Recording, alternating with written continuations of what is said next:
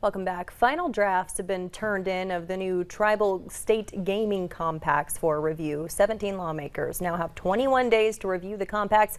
Then the governor and each tribe may sign them. The U.S. Department of the Interior then has 45 days to approve or reject the compacts. If there's no action, they'll automatically go into effect.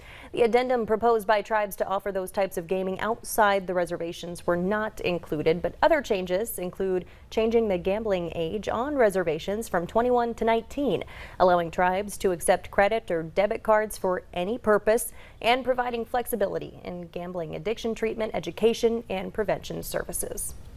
The Metro Flood Diversion Project is making progress. Officials say 44 deck bridge segments went up this month, and crews dug deep at the Red River structure. They say they also completed the first part of the southern embankment. That's what you're looking at right now. This is going to control water flow during extreme flooding. Crews have also started placing 20,000 cubic yards of river rock, enough to fill a half-dozen Olympic-sized swimming pools. Stick with us. We'll show you an important piece of voting history that calls Minnesota home.